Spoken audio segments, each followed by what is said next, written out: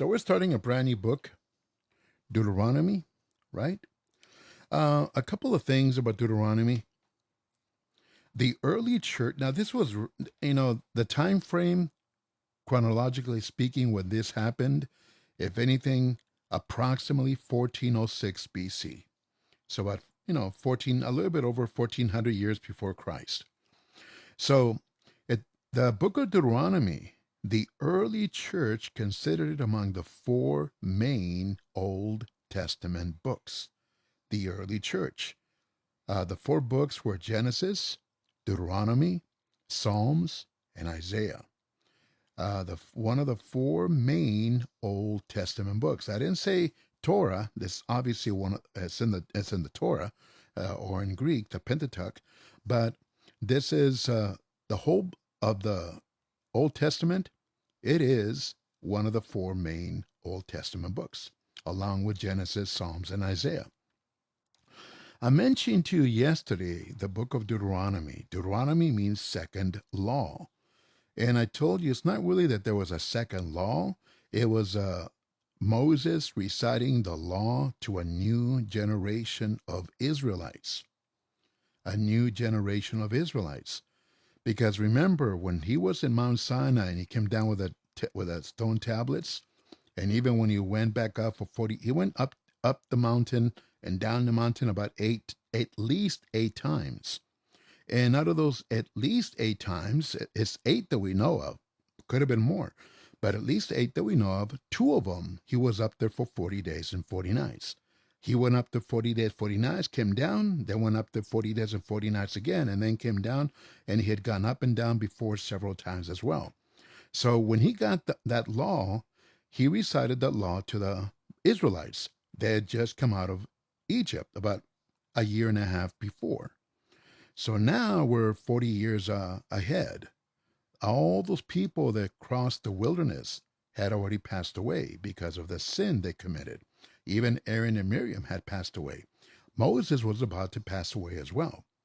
So it was Moses' job to reiterate the law to this new group of people, right? So now, when we divide Deuteronomy, we can divide it into 3 main sections and then a transition.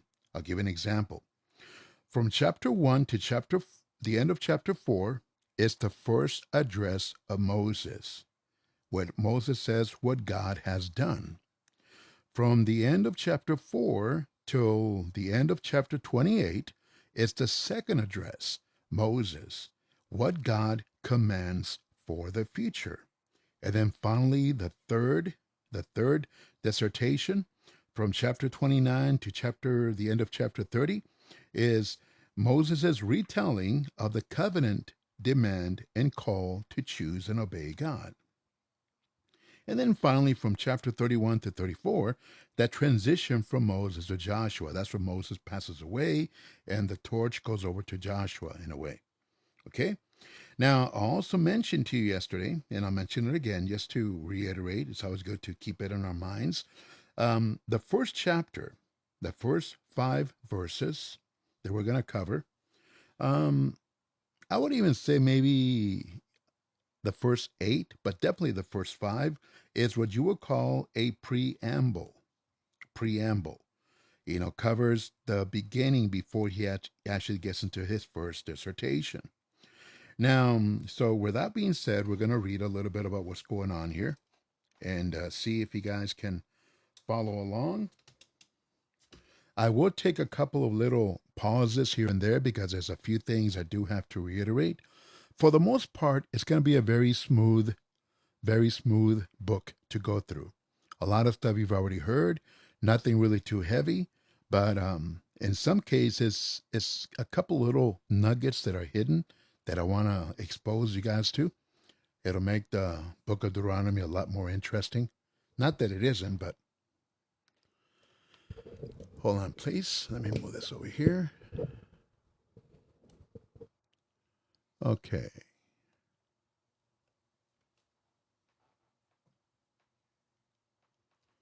All right, so first things first.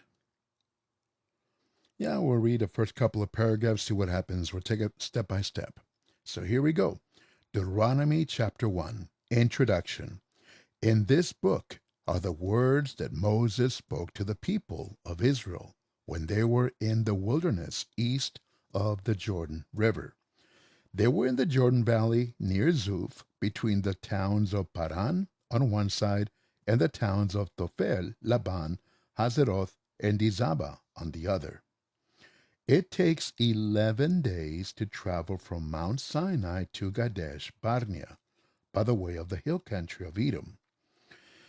So, in case you guys are wondering, you know where Mount Sinai is? That's the mountain of God, right? Kadesh Barnea is a place where they kind of camped out for a long time. Kadesh Barnea is a place where Moses sent out the 12 scouts. It's basically right on the southern edge of the land of Canaan, which would turn out to be Israel. But that is on the southern border right there. Okay? And they stayed there for a long period of time.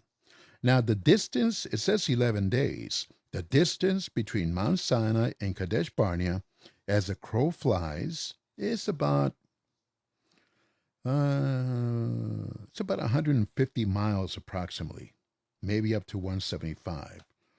So it took them 11. It could take 11 days to travel from that distance to that distance. So let's continue. On the first day of the 11th month of the 40th year after they had left Egypt, Moses told the people everything the Lord had commanded him to tell them. This was after the Lord had defeated King Sihon of the Amorites, who ruled in the town of Heshbon, and King Og of Bashan, who ruled in the towns of Ashtaroth and Edrei. 5. It was while the people were east of the Jordan in the territory of Moab that Moses began to explain God's laws and teachings. The Israelites that spent 40 years on a journey that should have lasted about 11 days.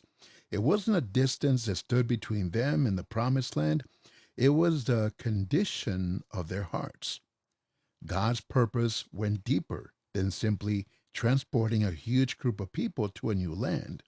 He was preparing them to worship Him alone and live in obedience to Him once they arrived. What good was the promised land of the Israelites were just as wicked as the nations already living there? It wouldn't have made any sense at all. The journey was a painful but necessary part of the preparation. Through it, God taught the Israelites who He was, the living God, the leader of their nation. He also taught them who they were. In other words, who they were, people who were fallen, sinful. Who they were, people who were fallen, sinful.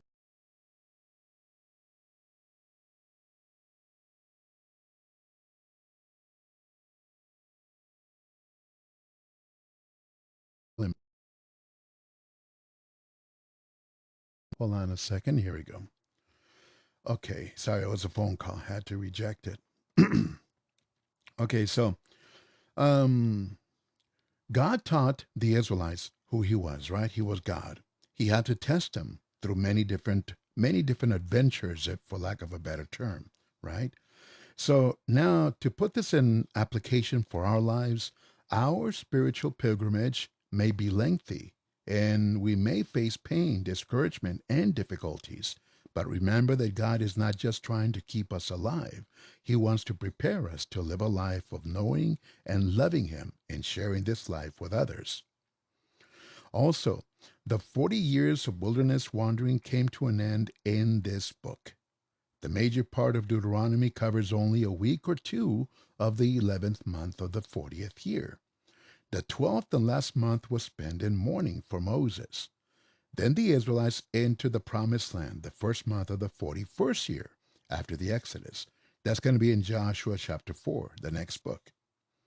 Let's continue. He said, "When we were at Mount Sinai, the Lord our God said to us, 'You have stayed long enough at this mountain. Break camp and move on. Go to the hill country of the Amorites and to all the surrounding regions, to the Jordan Valley, to the hill country and the lowlands, to the southern region and to the Mediterranean coast. Go to the land of Canaan and on beyond the Lebanon mountains, as far as the great Euphrates River. All of this is the land which I, the Lord, promised to give to your ancestors, Abraham, Isaac, and Jacob, and to their descendants. Go and occupy it. Go and occupy. Occupy. This word occupy, believe it or not, but there's a little extra here in the word occupy. Some people have problems with God's command of the people to go and occupy, quote unquote, the land. Remember, God had already promised the land to the Israelites centuries earlier. Centuries. When? Genesis chapter 15, to be exact. And also Exodus 23, if you want to be technical about it. Israel was not seizing it from its rightful owners, but was taking possession of the land occupied by squatters. That's what they were. It's not that Israel was like a bully taking away the land that belonged to these people. Not at all. That land was already promised by God to his descendants, to the descendants of Abraham, Isaac, and Jacob. So they weren't being bullies. Because I've heard people say that there were bullies, that had to destroy the women, the animals, everybody. That's something called herem in Hebrew, which we'll get to that shortly. Okay, let's continue. Okay, let's see. Yeah. Verse 9. Moses said to the people, while we were still at Mount Sinai, I told you, the responsibility for leading you is too much for me. I cannot do it alone. The Lord your God has made you as numerous as the stars in the sky. May the Lord, the God of your ancestors, make you increase 1,000 times more and make you prosperous as he promised. But how can I alone bear the heavy responsibility for settling your disputes? Choose some wise, understanding, and experienced men from each tribe, and I will put them in charge of you. And you agree that this was a good idea to do. So I took the wise and experienced leaders you chose from your tribes, and I placed them in charge of you. Some were responsible for 1,000 people, some for 100, some for 50, and some for 10. I also appointed other officials throughout the tribes.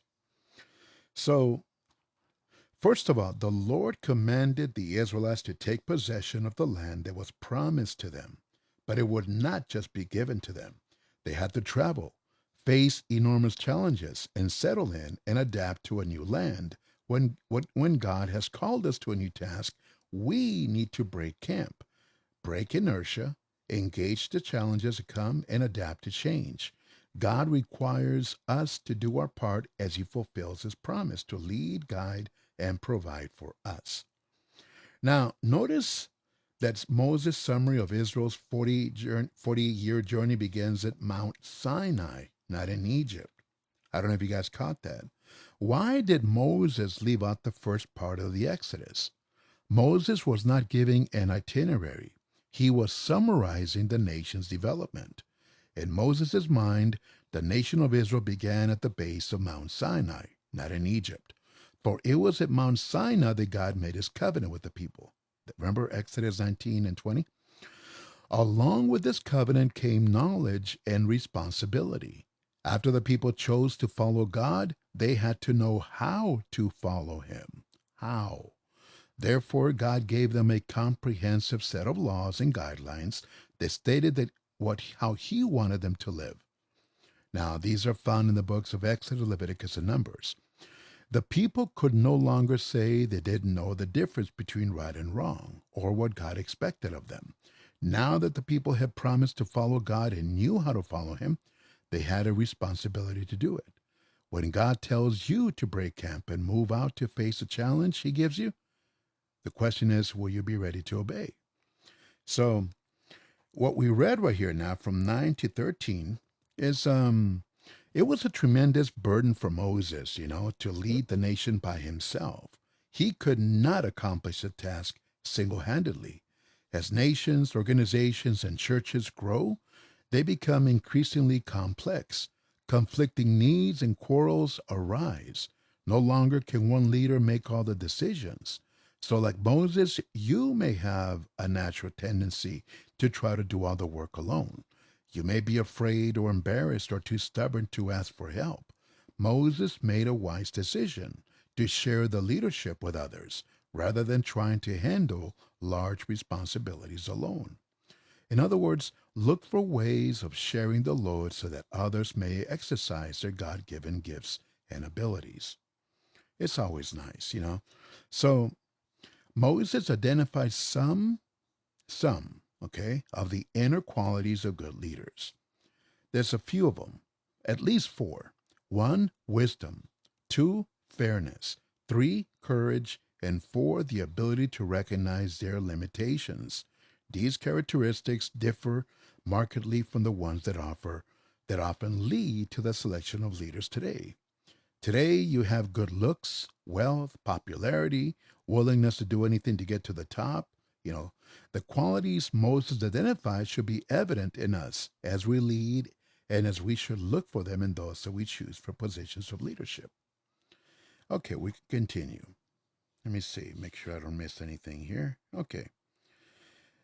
16. At that time, I instructed them, listen to the disputes that come up among your people. Judge every dispute fairly, whether it concerns only your own people or involves foreigners who live among you. Show no partiality in your decisions. Judge everyone on the same basis, no matter who they are. Do not be afraid of anyone, for the decisions you make come from God. If any case is too difficult for you, bring it to me, and I will decide it. At the same time, I give you instructions for everything else you are to do. So now we talk about the spies that were sent out. The spies are sent out from Kadesh Barnea.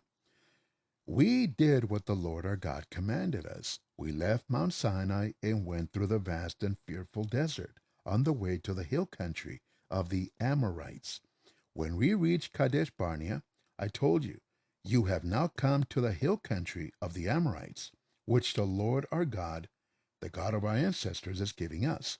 Look, there it is. Go and occupy it as he commanded. Do not hesitate or be afraid.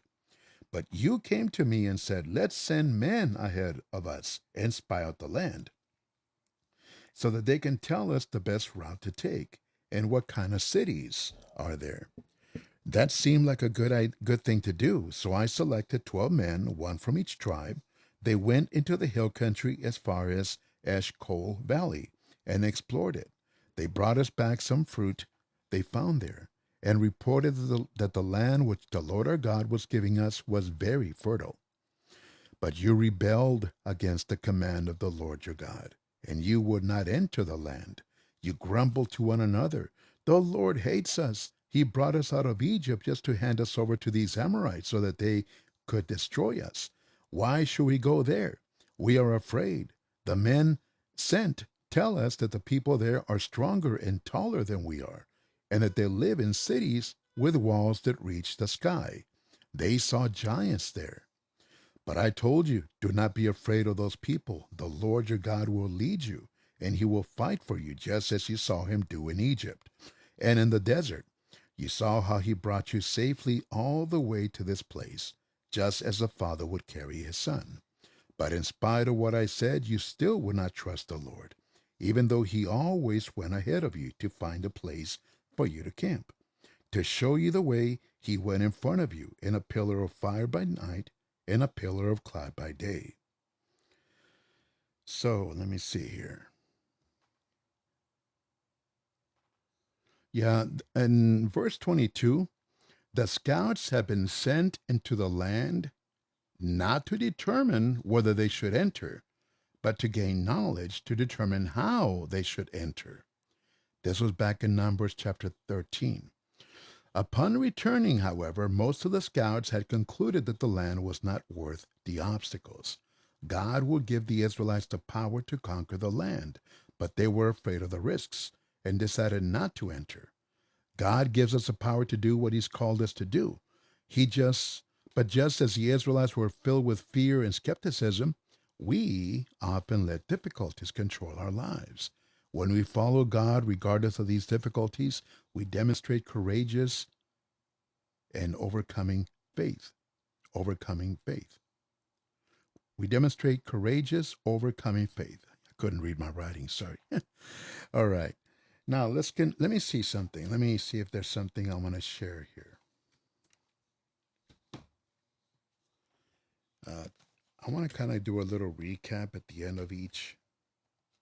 We're almost at the end of the first chapter. And that way we keep everything in context, you know? Okay.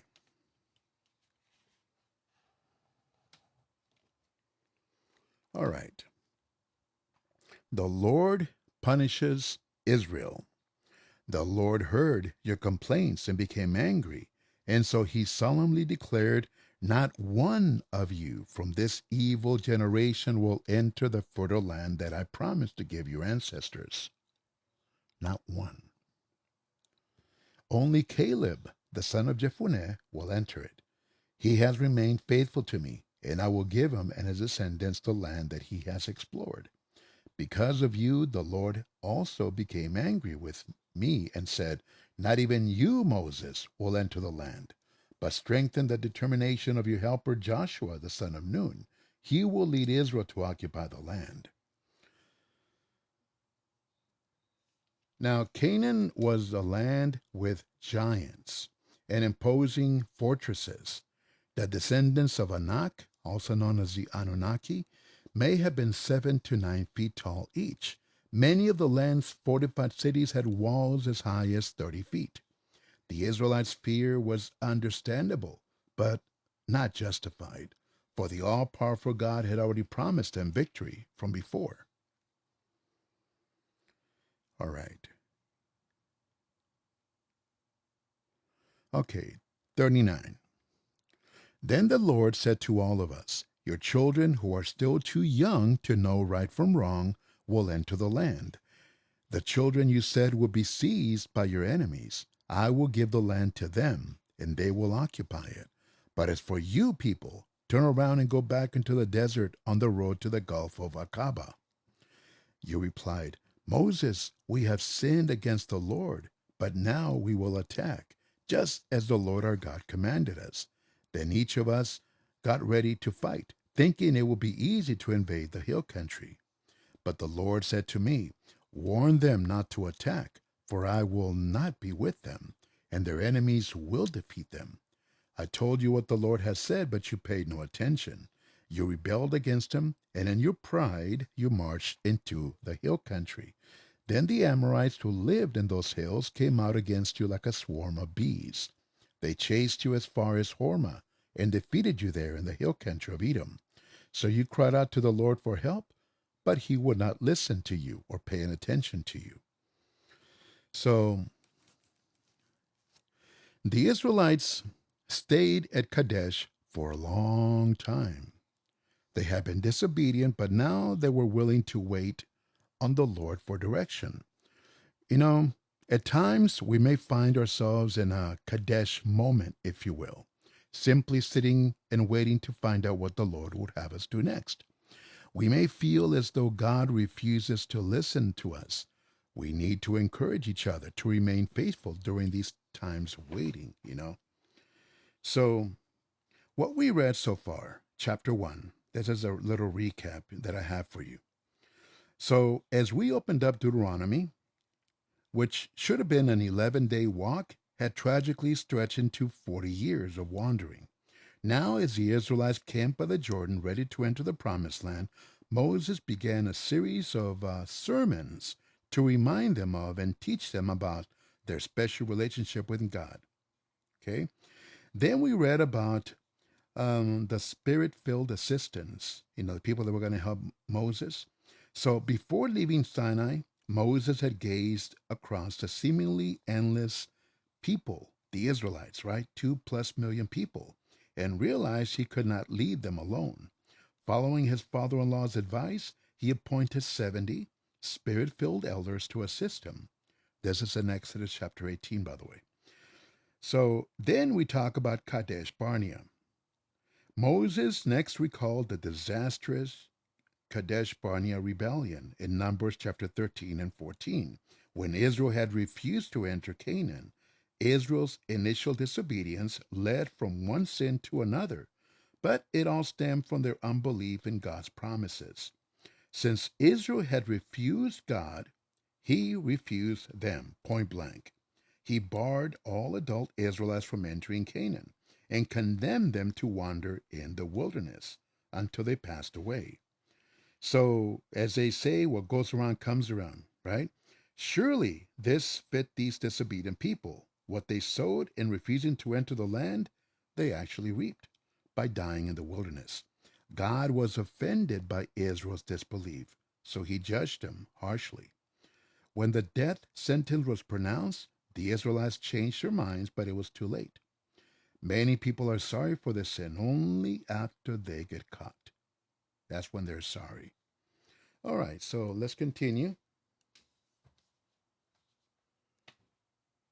Let's see.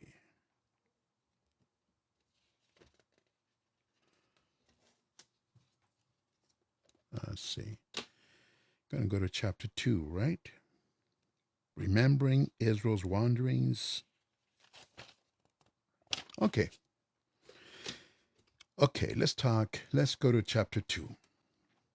So then, after we had stayed at Kadesh for a long time, we finally turned and went into the desert, on the road to the Gulf of Aqaba, as the Lord had commanded. And we spent a long time wandering about in the hill country of Edom. Then the Lord told me that we had spent enough time wandering about in those hills, and that we should go north. He told me to give you the following instructions. You are about to go through the hill country of Edom, the territory of your distant relatives, the descendants of Esau. They will be afraid of you, but you must not start a war with them, because I am not going to give you so much as a square foot of their land. I have given Edom to Esau's descendants. You may buy food and water from them. Remember I told you there was 3 groups of people that God told not to bother? The Edomites, which are the descendants of Esau, we're talking about here. Also the Moabites, and also the Ammonites. The Moabites and the Ammonites are the descendants of that incestuous relationship that Lot's daughters had with him, if you recall. So they were basically relatives of the Israelites. God told them, don't mess with them. But they decided to mess with Israel. So, what goes around comes around. So let's continue. Remember how the Lord your God had blessed you in everything that you have done. He has taken care of you as you wander through this vast desert. He has been with you these 40 years, and you have everything you need. So, when the Israelites passed through Seir, God advised them to be careful. The Israelites were now known as a very, very strong fighting force, and the descendants of Esau, the Edomites, would have been understandably nervous. As the great crowd passed through their land, God warned the Israelites not to start a fight, to respect the Edomites' territory, and to pay for whatever they ate or drank. God wanted the Israelites to deal justly with these neighbors. Now, obviously, to apply this, we must also act justly in dealing with others. Recognize the rights of others, even your opponents. By behaving wisely and justly, you may be able to establish or restore a good relationship.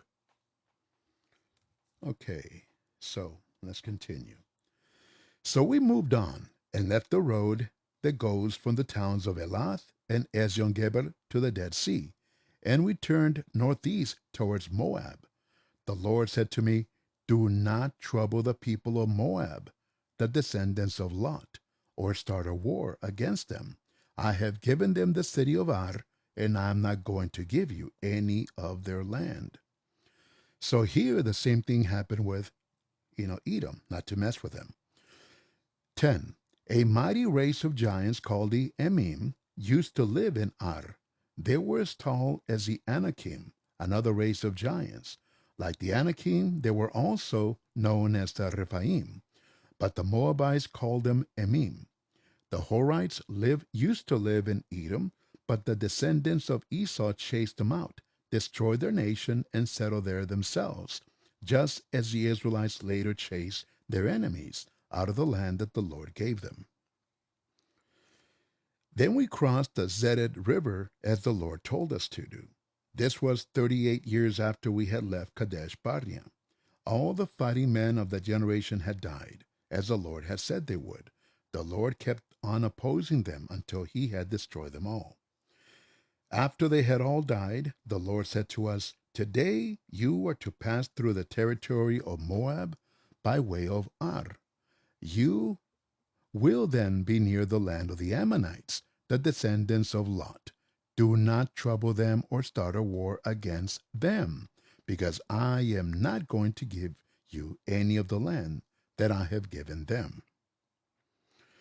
The Israelites did not have to spend 40 years to get to the promised land. God had sentenced them to wander in the wilderness because they had rejected his love, and they rebelled against his authority.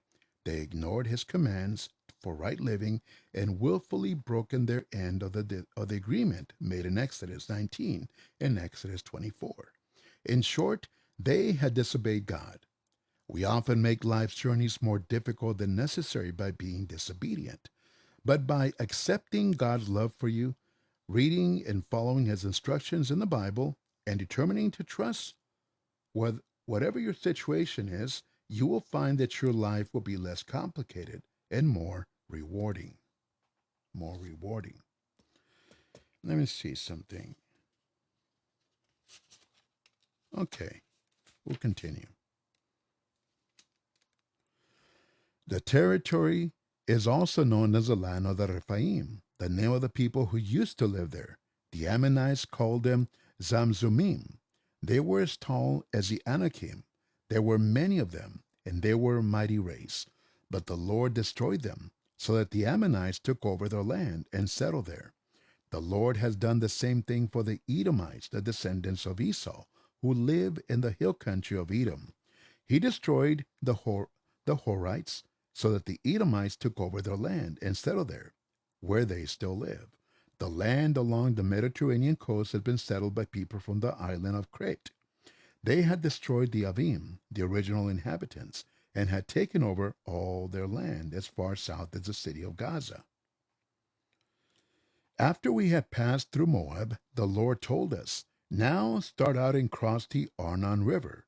I'm placing in your power Sihon, the Amorite king of Heshbon, along with his land. Attack him and begin occupying his land." Remember, he was okay to battle because he was an Amorite. He wasn't an Edomite or a Moabite or the Ammonite. He wasn't any of those. So those were open call. Let's continue. "From today on, I will make people everywhere afraid of you. Everyone will tremble with fear at the mention of your name." 26. Let me see. God told Moses, before we go to 26, God told Moses he would make the enemy nations terrified of Israel. By worldly standards, Israel's army was not intimidating, but the Israelites had God on their side. They no longer had to worry about their enemies because their enemies were worried about them. God goes before us in our daily battles as well, preparing the way for us and overcoming barriers. We need to follow him wholeheartedly and be alert to his leading. Okay. 26. "Then I sent messengers from the desert of Kedemoth to King Sihon of Heshbon with the following offer of peace. Let us pass through your country. We will go straight through and not leave the road. We will pay for the food we eat and the water we drink. All we want to do is to pass through your country until we cross the Jordan River into the land that the Lord our God is giving us. The descendants of Esau who live in Edom and the Moabites who live in Ar allowed us to pass through their territory. But King Sihon would not let us pass through his country. The Lord your God has made him stubborn and rebellious so that we could defeat him and take his territory, which we still occupy. Then the Lord said to me, Look, I have made King Sihon and his land helpless before you take his land and occupy it. Sihon came out with all his men to fight us near the town of Jahaz, but the Lord our God put him in our power, and we destroyed him, his sons, and all his men. At the same time, we captured and destroyed every town and put everyone to death, the men, the women, and the children. We left no survivors. We took the livestock and plundered the towns. The Lord our God let us capture all the towns from Aroer on the edge of the Arnon River and the city in the middle of the valley all the way to Gilead. No town had walls too strong for us, but we did not go near the territory of the Ammonites or to the banks of the Jabbok River or to the towns of the hill country or to any other place where the Lord our God had commanded us not to go. Let's see. So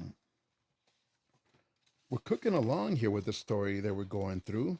We're going to talk, I think we're going to call it for right now, but let me give you a little recap of what we just read. I want to keep on doing this at the end of each chapter just to make it cohesive so it kind of sticks in your mind. So what we read in chapter 2, the 38 lost years, okay? Moses was not exaggerating when he said, we wandered around Mount Seir for a long time. That long time was about 38 years. In Numbers, Moses covered those 38 years in chapter 15 through 19, which gives almost no historical detail. In Deuteronomy, he covers them in one verse. After the 38 years, God decreed that Israel had wandered long enough, and he directed them to turn northward towards Canaan. Then we read from verse 4 to 23, do not pick a fight with your relatives. As the Israelites turned northward, God told them not to disturb those whose land they must pass through, who were your relatives, including the Edomites, the descendants of Esau, and the Moabites and the Ammonites, the descendants of Lot. From verse 24 to 37, but if they attack first, you can fight back. That was the motto. If, however, any of those nations started a confrontation, Israel would be allowed to defend itself. When the Ammonite king Sihon attacked Israel, conquered all his towns, and completely destroyed everyone, men, women, and children. And then why did God allow the killing of children on this and similar occasions? These children were being raised in immorality and hatred of God. Their death before the age of accountability not only spared them a similar life of godlessness, but also probably secured them a place in heaven. And so that was chapter 2. Chapter 2.